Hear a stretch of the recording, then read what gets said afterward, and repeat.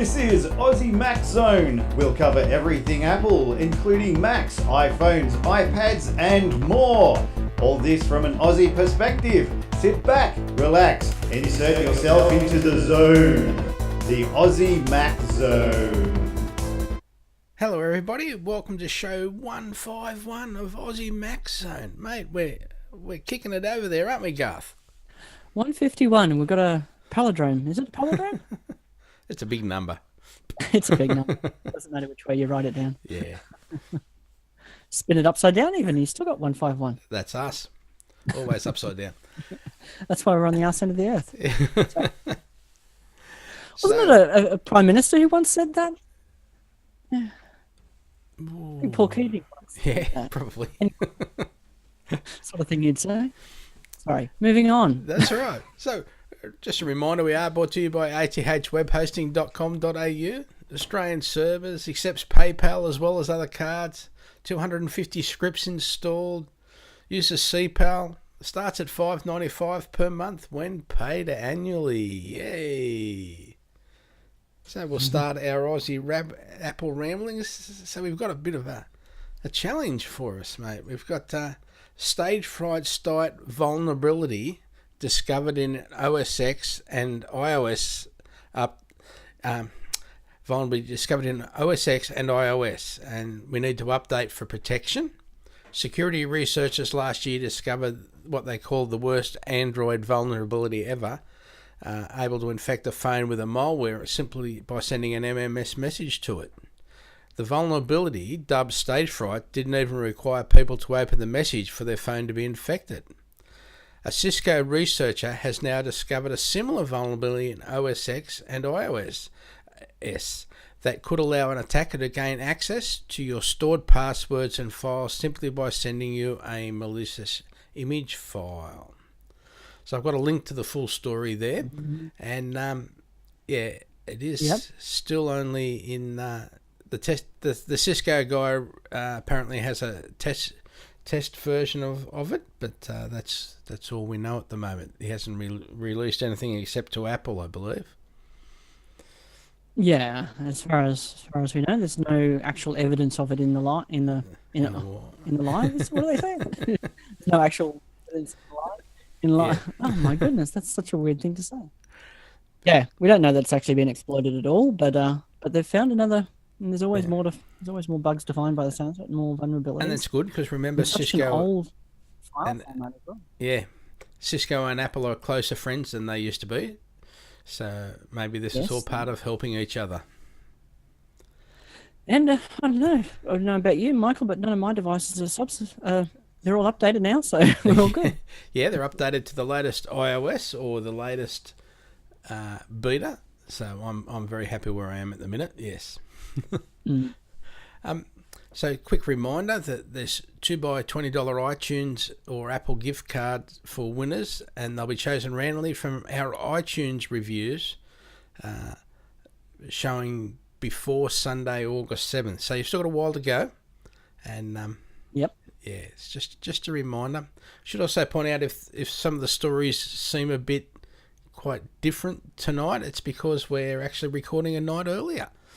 So just so you know, if we think, oh, how come they didn't get that one on the Tuesday like they normally do? So we're a bit earlier. We're a bit earlier. Yes. And hopefully it'll come out a bit earlier too, as long as I get my activity. We've got the US Army is dumping Android for fast, smoother iOS 6S. So the US Army has decided to stop using Android devices, which I think it was the Nexus device, which is about 4 years old, and has instead switched to iPhones for its special operations forces that engage in unconventional warfare, special reconnaissance, direct action, foreign internal defence, and counter-terrorism missions. So special forces make use of smartphones currently as a battlefield situation awareness tool, and the USA SOC has apparently become fed up with the Android because it often freezes up while performing tasks. So we'll have another link to the full story, but it's just they feel that the Apple currently is a bit smoother and a bit less prone to falling over. And a bit, yeah, that's right. I mean, we could be totally cynical and go, yeah, well, of course it's faster. They're, devices from 2011 or wherever they were that they were still using. But by the same token, they could have gone to a newer Android device, but they chose not to. They chose to go to a newer Yes. iOS device. And it's interesting, and and I think they probably got a little bit more faith in the security platform as well, yeah. And I which wonder I if assume would be quite important for those guys. I wonder if they've got to put a backdoor into those phones, like if it was your phone. I don't know. Yeah. Well, I'm sure they've got a special profile on there. And how you can add a profile that will allow side loading of various stuff. I'm sure they've got that going on, but Yeah. whether that constitutes a backdoor, I'm not so sure. So, while we're on security, BlackBerry's CEO uses Security Summit to once more attack Apple's use of strong encryption. There must be some kind of irony award for using a Security Summit to attack the use of strong encryption. And BlackBerry CEO John Chen seems determined to win it. Speaking at the BlackBerry Security Summit, Chen said that he is disturbed by Apple's decision to work hard to keep its devices and messaging services secure, reports Patently Apple. So what do you think about that one, Garth? That's crazy, isn't it? I don't know. I don't think there's much to be said about BlackBerry anymore, is there? It's just, like you said, totally all right. Well, why? Yeah. Why? Yeah. He made similar comments earlier, didn't he, when that was all going on with the San what was San Mandino or whatever wherever it was. Locking of that one. What do you even know what BlackBerry are doing now? Are they releasing? Aren't they making Android phones? That's what I was thinking. Yeah, that's what I was saying. Hence, they've really got to be concerned about their own security. Yes, you'd think so.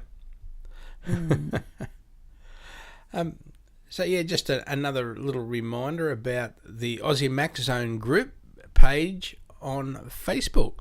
Please join the group. That's one of the things is we'd like you to join the group so that we can keep you up to date. There's plenty of bits of information going up there every week. A couple of bits, different stories. Anyone can go in and look at it, but you can't actually write or comment on any of the stories unless you're a member. That's all. That's it. And be good to get a little bit of a discussion going there on various topics, or if people have got questions that we can any topic, help any out question on, or you help like. out on other questions. Yeah. Perfect place. So another $50 for one of the members of the Facebook group before the 7th of August again. Yes, absolutely. So we've also got Apple regains status as world's favourite company. Each year, Future Brand looks at the 100 biggest companies by market capitalisation.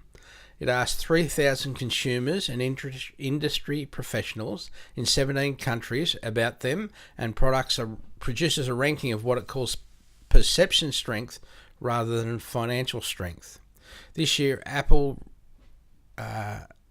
regaining the top spot after last year's painfully abject slide into second place behind Google. So yeah, we're back up there. Now whether that's something to do with Google and Alphabet splitting and that just changes a few people's perception, I don't know. I'm not too sure, Michael. It's a bit of a seesaw, I guess. It's a bit like the market cap, isn't it? Yes, yeah. It's they're both very very well regarded, financially viable companies. I think it's pretty fair to say. Yes, I agree with that. Yeah. Yeah. So we've got an interesting little one where this one's got me a bit riled. Apple is selling country themed. Yes, I can understand. So am I. But getting ready to look on eBay. So Apple is selling country themed Apple Watch bands for the Olympics. Firstly, there's only 14 countries. and they will be only sold at the Apple Store in Barra da Tijuca, whatever, a neighbourhood in the west of Rio de Janeiro. The 14 countries will be Australia, Brazil, Canada, China, France, Germany, Jamaica, Japan, Mexico, the Netherlands, New Zealand, South Africa, Great Britain, and the USA. And they're the new the nylon ones that they released previously. That sort of latest nylon strap for your watch. Mm-hmm. So, listeners, anyone going to Rio? Because I'm sure you better stop in at the Apple Store and pick up a few. And buy us a couple of Australian ones. We're quite happy to reimburse you. Well, and some, yes. Yeah. But there is going to be such an aftermarket on those things, isn't there? You'd think so, yeah. Oh, there'd have to be. I wonder how limited. And some are pretty bland and some are pretty sexy, so. Are they? Yeah. So if you couldn't get an app, so there you go, Michael. If you couldn't get an Australian one, which would be the next best one you'd want? The Netherlands, which is probably just plain orange. Yeah. Because my in-laws are Dutch. Okay. Yep. Yeah. So. Yeah, cool. Yeah, we call them clogwogs. Clogwogs. Oh, how completely inappropriate. Yes, that's right.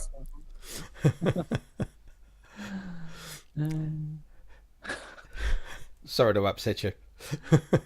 Oh, no, not at all. I don't care. I was just thinking of friends of mine in the UK talking about, I mentioned, that movie, what was it? The Wog Boy. Yeah, Wog Boy. Wog Boy. And they were just shocked that we would have a movie called Wog Boy because it's such an offensive term over there in the UK. Yeah. I don't know where it came from because the way I understand it is the name Wog came from the people that came over from other countries that worked on the Snowy Mountains scheme because they had WAG on the back of their shirts, which was worker of government. There you go. Now so that's where I believe it came from. I might be totally wrong, but that's where I believe it came from. I do not know, but it's a term in the UK for anyone of from India or China or a lot more countries. Lots of different countries. Non-English. Yeah. So and highly offensive. Well, that's not the way I mean it. No, of course not.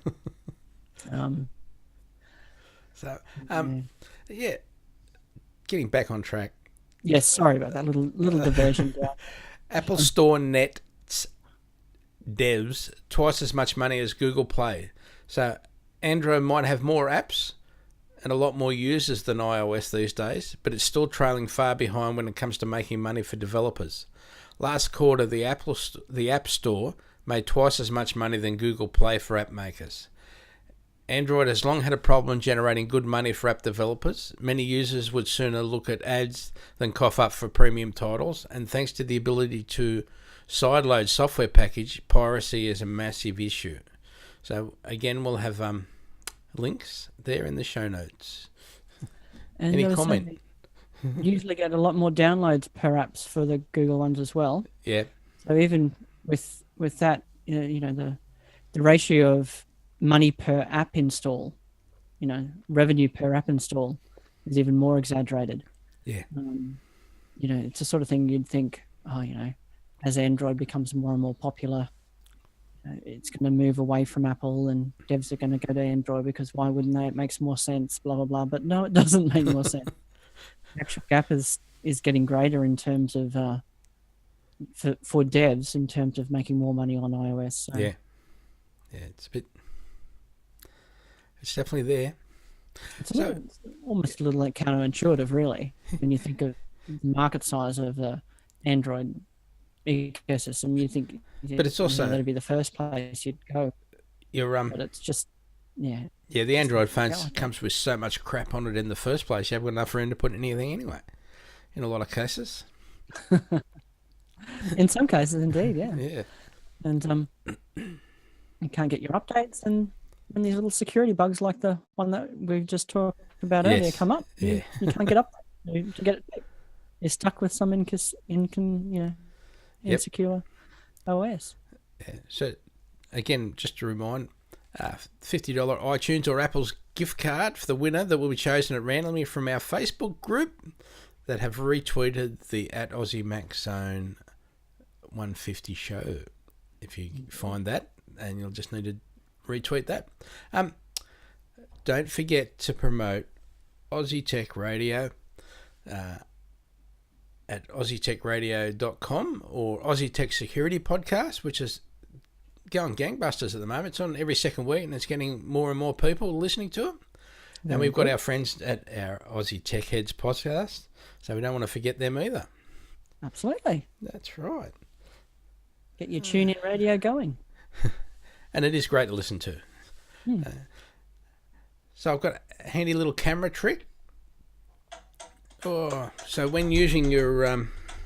sorry about that. I'll just get rid of that from there. When using your big SLR camera to take pictures of that lovely waterfall, try to take a snap with your iPhone, because the GPS data is easy to transfer to all your pics when you get home. So you can get to use all your best photo shots in your holiday snaps photo journal, where you can actually add them to maps and things that you can do these days and get them printed out. But it's just a really simple little thing. Just whip your phone out, take one photo of the waterfall, take 100 photos with your SLR, but you'll just have that GPS data. Pretty simple, and we know you've got your phone with you. Absolutely.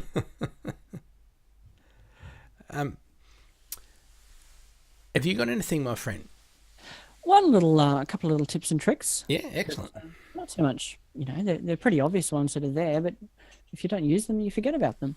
So both in Safari, you've got your favorite spa, which you can hide or unhide. And obviously you can pin whatever sites you like to that. And for those who love keyboard shortcuts, if you just use, they changed this a little bit. It used to be Command 1, 2, 3, 4, 5. Yeah. Now it's Option Command 1, 2, 3, 4, 5, and so on. So what I do is have my favorite couple of sites, like I have my bank pinned to one of those, and library and different places, different sites that use a bit into those different numbers on the favorites part. Yeah. And whatever order you put them in, you can just go Command 3 straight to your banking site, Command 2 straight to whatever. And the same is true in Mail as well. But in Mail, you've got your favorites bar there. Once again, in the view menu, you can either hide or show it. Yeah. But if you've got it hidden, doesn't matter. You can still use it, obviously. So if you know that you've got your inbox, and by default it is inboxes Command 1, that's all inboxes. So if you just want to jump straight to that view of all inboxes, just Command 1. And I've got like different accounts and your sents and all sent and various things like that on the other numbers. So just Command 1, 2, 3, 4, and so on. Yeah. I think it's a pretty common shortcut in a lot of apps, really, isn't it? Just using Command with the number to jump to the number of tab. You know? Yeah. And especially remember, we're getting more and more tabs now too with Mac OS 12 Sierra. Yeah. So each app will actually have be able to, or nearly every app will be able to have tabs there. So. And I haven't tested under Sierra yet, but I'm sure that'll Command or Command Option with the number will jump you straight to the tab you want. Yeah, that's right, and it's one of those things, like you say, if you don't use it, you'll just forget about it. Yeah, so it's just one of those things you got to keep practicing at. Yeah. Thank you, my friend. Yes, very good. Did you know you can fix iPhone videos that are mistakenly started in portrait mode, the evil portrait mode for a video? So you can use on your iOS device using iMovie. So you open the movie, tap the Videos tab and select the clip that you wish to fix. Tap the Share button and tap Create Movie, Create New Movie. Perform a rotate gesture on the viewer to rotate the video to the correct orientation. Tap Done in the upper left-hand corner. Tap the Share button and tap Save Video to save the fixed video back to the photo library. So That is genius. It's not that hard. No. And you can also do it in QuickTime on your Mac if you want a bigger screen to actually fiddle with. So we do have a link in the show notes there that will actually give you a video and things of how to do it and what's involved. Pretty simple. It's amazingly simple. It is, isn't it? Bloody Apple. But that said, I had one of those videos and I couldn't for the life of me get it sorted out. I'm saying, I'm sure you can just spin it. You just use the rotation to, rotate gesture to spin it. No, I hadn't shared it to a new movie first. It's tricky, isn't it? Tell it to create a new movie. Yeah. Ah, dear. There you go. Thank you for that. Well, we've done good. What else have we got to talk about? One little shortcut. I'm all about the keyboard shortcuts. That's my thing. Yes, excellent. So if you're a mouse user, you probably don't care very much. But, for those of you who like to keep your hands on your keyboard, you've been working on some document, whatever it is, in whatever app it is, doesn't matter. And, you finish with it. It was just a scratch pad, like a text document that you didn't care about, just a, quick note trying to dismiss it. Your Command W obviously will close the window, and then you'll get that annoying little pop-up that says, do you want to save this? And obviously you can just mouse click with the cancel or, whatever. But Command Delete at that point will be the same as clicking the cancel, discard. Yeah. So Escape will cancel, Command Delete will discard it. And obviously if you hit the enter, that'll be the default action, which will be, yes, save it. Yeah, so, just quickly dismiss those notifications, just, Command Delete. Command Delete. Yes. All right, well, I'll put that in the show note again. Yeah, because it is a pain in the neck, and I've had no reason to think about it. So, but it's just one of those things. People, if you use a mouse, if that's what if you like keeping. But if you don't want to take your hand off the keyboard. Yeah, exactly. Keep your hand on the keyboard. Yeah, Command Delete will discard changes, and obviously Escape will cancel. Yeah. Excellent. All right. Well, I've finished, my friend. I don't have any more. I think that's about it tonight. Yeah, excellent. Got Apple earnings call coming up.